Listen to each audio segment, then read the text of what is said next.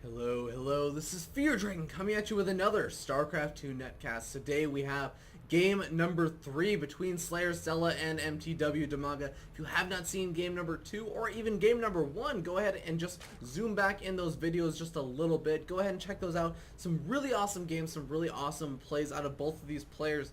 But with that aside, I'm going to assume that you have seen them and give away the spoilers as I introduce these players. Up here in the top right hand corner of GSL Daybreak. Actually, I'm not sure if this is the GSL version, but Daybreak then nonetheless. We see the red Zerg player representing Team mTW, who's currently down 0-2 in this best of 5 series. He needs to win 3 games in a row to make a comeback. Can he do it? Is he up to the task with his very innovative Baneling style of play? His name is Dimaga.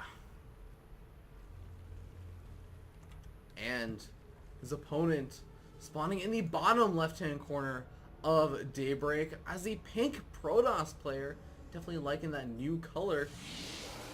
He's up 2-0 right now. He has been showing he's not just basically built on one type of build. He's shown us 2 very different styles in those last 2 games. Shown us that he can take it to the late game. Is he going to be able to close out this series by winning this last game, or is he going to end up losing and have to take this to game number 4 or 5? He's representing Team Slayers. Let's see if he can do it. His name is SlayerSCella. SlayerSCella going for that Forge Fast Expand. Very, very normal to see a Protoss player to do. Looks like he's not going to go ahead and cheese it out, even though he has a lead. Very admirable from SlayerSCella, as oftentimes we do see a lot of those pro players decide to kind of cheese once they get a lead, you know, of 2 games or so, because, you know, you have the games, you can't throw away and do whatever you want, but we'll end up seeing what he decides to do when you have a lead and you kind of have a game to throw away. But more importantly, we're going to have to see how Dimaga decides to play. If he's going to stick to his guns with the same kind of build that he's been doing in those past 2 games, or if he's going to basically just go ahead and just say, to hell with it, I'm going to try something new, I need to change up my strategy. Basically, we're going to see mTwDimaga play as if he has to win the game. If he loses this game, he's out. He loses the series. But anyways, we do see those very normal, once again, 4 Zerglings coming out from mTwDimaga. Wouldn't be surprised to see the drone. There is the drone following out just to build that hatchery at the 4-minute mark. Let's see if he gets it. Oh, 1 second earlier than the 4-minute mark. I guess that means I can just round it down to 3 minutes. I mean, that's what computers do, right? They round things down generally. If you add 3.5 plus 3.5 on a computer, like, you know, as integers.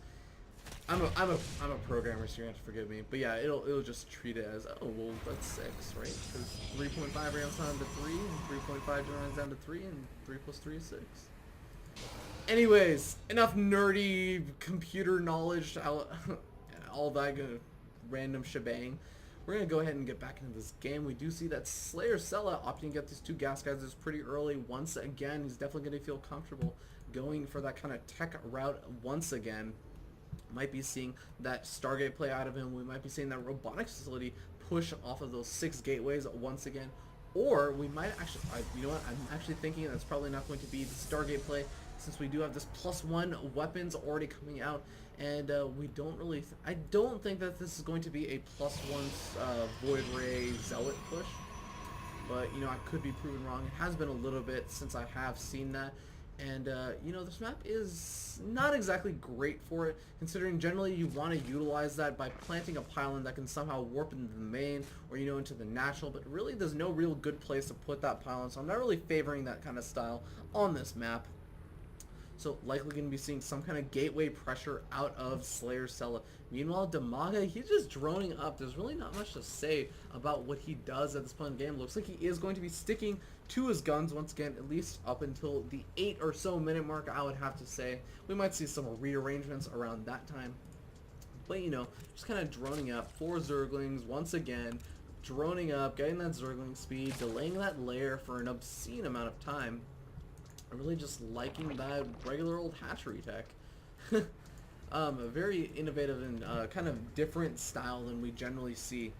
But I guess the more interesting thing at this particular moment will be what is exactly SlayerSCella planning to do. Now we do see nothing really coming out as of right now. We do see a couple of sentries though, so they are able to ward off those annoying and pesky little overlords, stop them from scouting a little bit, making it a little bit harder. Actually, this overlord is still pretty susceptible. He actually should, no, that's overlord is actually on the high ground. He's hanging over this little hologram. I guess the hologram was somehow blinding the probe's eyes.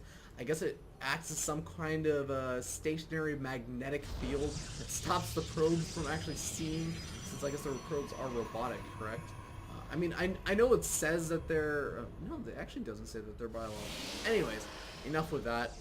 Probes clearly can't see that overlord because that's a magnet. But we do see a couple of gateways coming out. We're going to have to be seeing exactly what SlayerSCella is planning. It looks like it's going to be a 7-gate aggression build. So it looks like no tech, in fact, just going to be straight up gateway units. So forgive me on that wrong call. Looks like SlayerSCella is going to be doing a lot of aggression, but he's going to be using these 2 extra gas guys to get a massive sentry count. We're going to have to see how that works out for him. He already has that +1 weapons upgrade. Doesn't have a Citadel, or sorry, a Twilight Council. God, I keep calling it that.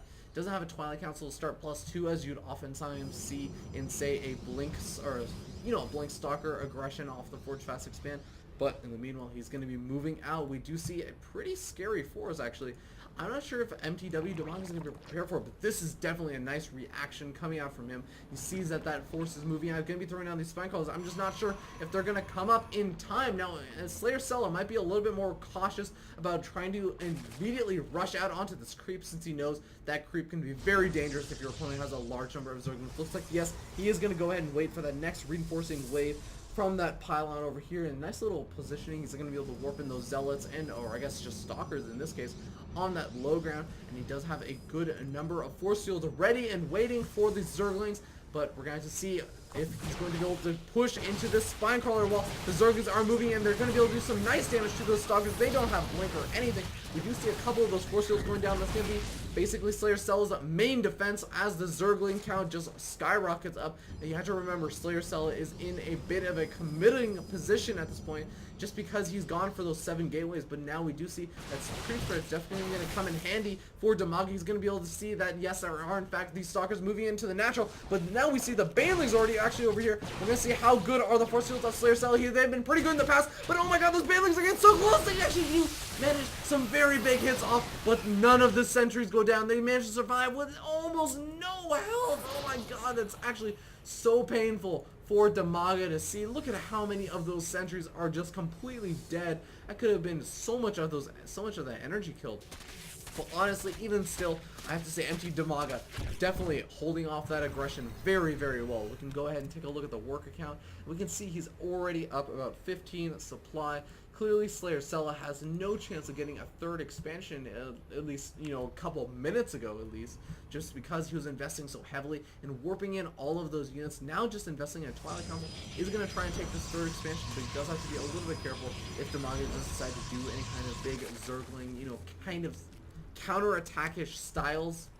I don't think he's going to be committing to a big engagement anytime in the near future. We can even see he's going for that 4th hatchery. He knows that he has an economic advantage, and he'd just kind of be squandering it if he just kind of just tossed his army against his opponent's army, especially when it was not on his terms, on that creep like he had in that last engagement that kind of netted him that big defense. But with that layer tech finish, he is going to be able to throw down that spire, I would assume. We do see the ventral sacks also just getting ready to finish up. So once that ventral sacks finishes up, he's going to be pretty comfortable against the army of SlayerSCella. I think up until that point, though, he's going to be a little bit cautious about engaging it outside of this creep that he has a really nice spread on, actually. Already has this over to the potentially 4th expansion of SlayerSCella. We'll end up seeing if that is actually the case. We do see this one zealot out over here getting a little bit of scouting information off. Now this one Zergling is going to end up getting slaughtered to that +1 weapon zealot, but meanwhile, let's go ahead and take a look at the upgrades for Dimaga. Very well done, actually getting +1/+1 already, so he's going to feel pretty comfortable against those zealots with those Zerglings, not really going to be dying immediately with them. But with this third now up, he has to be very careful. This is exactly what I was talking about. Dimaga can do these kind of Zergling run-by attacks. See how much damage he can do. I don't think he's going to be able to take out this third expansion as the entire army, with those Archons actually, is coming down. He's going to be able to easily clean up this Zergling force, but those Zerglings are going to lower the health of the Nexus for a little bit. So if he comes in once again, has an equal amount of time, he should theoretically come just about 10 health away from killing that expansion, or I guess 54 health, but still pretty close. So gonna have to be a little bit careful about that. Actually throwing up another pylon and kind of starting to wall off this hatch or this Nexus. I really like this decision. You might as well use these as gateways if you're gonna throw them down for another purpose. Go ahead and wall off that Nexus. Make it a little bit harder for the Zergling counterattack to do a lot of damage. Oh my god, that's actually a complete wall off. Wow, that's actually really cool. Steal this positioning if you're a Protoss player, guys. That's a really sick wall off. But in the meanwhile, we do see that there is this very large Archon ball coming out from SlayerSCella. Now, where is that Spire? Did Dimaga actually end up going for that Spire? No, actually, it looks like he decided in this game to switch it up, go for that Roach Warren rather than that Spire, and just go straight for the Hive Tech. So it does mean you have an Infestation Pit, but I don't think he has any Infestors out on the map. No, it does not. Doesn't even have that Pathogen Glands research. So it doesn't look like he's at least going to be gearing up for any Infestors right now.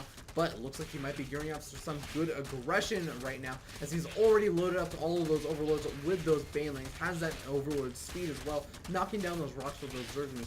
You have to see what he decides to do. He is also pumping out a couple of Roaches. I think that's definitely going to complement his army relatively well against a kind of force that, you know, SlayerSCella does have, as he is very Archon heavy, and Archons don't do fabulously against those Roaches, so those Roaches can tank a little bit more of that damage that those Zerglings and Banelings really just will not be able to tank quite as well.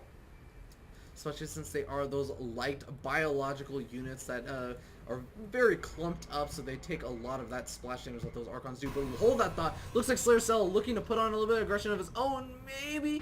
Looks like he's just trying to get a nice little concave going. He has a very, very scary force, and now we do see Dimaga trying to move in, but there's a nice force field blocking those Zerglings and Roaches from coming in, but the Banelings are indifferent to force fields. They just come in and slaughter all of the Archons and the Sentries that SlayerSCella has. Now we see some reinforcing Stalkers coming in, but it's just going to be pure Stalker at this point, and now we see the Banelings coming in. They're doing some good damage to those Stalkers, but just not enough. And even that one Archon doing some nice damage, tanking those Roaches for a little bit, and now it's just Roaches versus Stalkers, but there are more Stalkers than Roaches, and that is never a good position to be in, especially when the Stalkers have Blink. So we see some nice Blink micro going on from SlayerSCella. We can even pop up that APM tab. Wow, look at that APM skyrocket up as he goes for that Blink micro.